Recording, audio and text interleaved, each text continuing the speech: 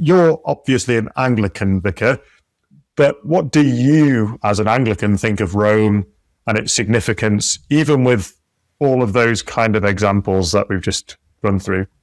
Well, I think it's what's very important to remember is that ancient Rome, the Rome of the Caesars, the Rome particularly before the kind of plagues and the fires and the sack that hit it in the kind of the 300s, 400s, but certainly Rome. Let's say Rome at around 200 AD, where it is the first city to reach 1 million people.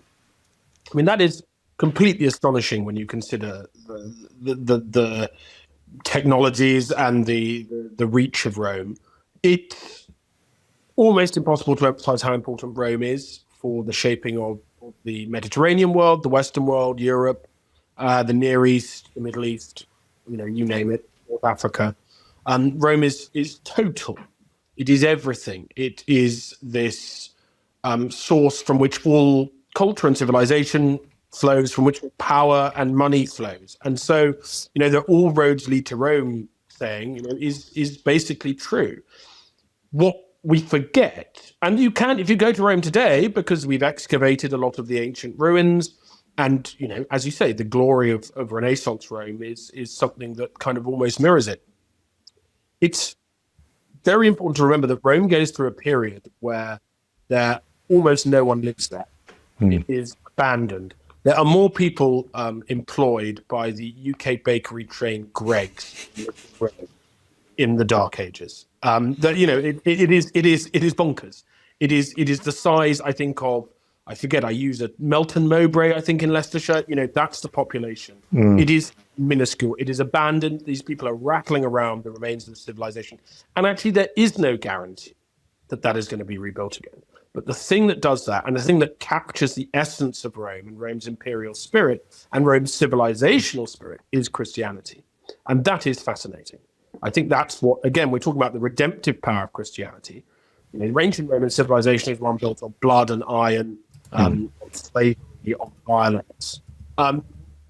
Christianity says, well, we can have the splendor of Rome, but we are going to capture it tomorrow. We're going to capture its buildings, and we are going to turn them for the cause of Christ. So I think actually the kind of period where the first stirrings around the rebuilding of St. Peter's actually happened in the 1370s, because for the popes, it's a really embarrassing building because it's a little bit out of Rome. People keep on getting mugged when they go to it.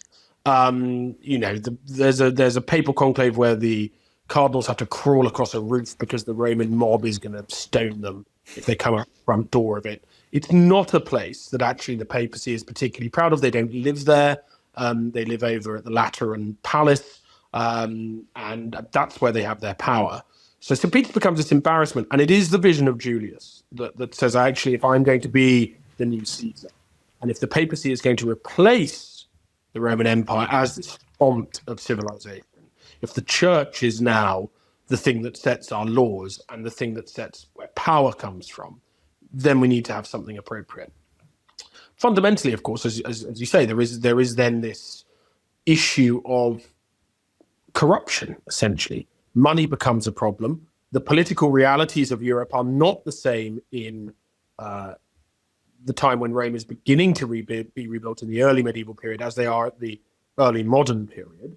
The difference in that 500 years, partly brought about by the papacy's capacity to be a source for most of it of stability and authority, actually means the creation of nation states such that you then have powerful kings in England and Spain and France and, in the Holy Roman Empire, for whom the authority of the papacy is no longer certainly totally absolute, and actually for whom the maintenance of money within their own kingdoms is quite an important thing. So the flow of money, partly because of warfare in Europe, partly because of political concerns, stops coming quite to Rome in the same way. They need to think about it. Actually, they have people like Tetzel who are actually, as you said, incredible salesmen. However, the theological ramifications of this are such that Luther says, you are essentially asking money from the good ordinary people of God to pay for your palace. So that's a very long-winded way of saying, I think Rome is of interest for anyone who is part of the Western tradition. I think of anyone who values theology, philosophy, the kind of building blocks of what is interesting about human civilization. And that said, Rome is, I think it's Shelley writes, it is both city and the grave. There is something sepulchral about Rome. Rome is a place where actually historically things have failed as well as things have succeeded. And I think that the paradox, again, talked about this in Bethlehem, Rome is the best embodiment of that paradox of supremely beautiful aspiration, the bringing of faith and hope, supremely beautiful buildings and supremely beautiful aspects of the ancient civilization and its modern expression, but also a degree of corruption, a degree of rot, and a degree of sort of failure that is inherent in it, which again draws us back to that issue about relying on human endeavors as opposed to exclusively those of God.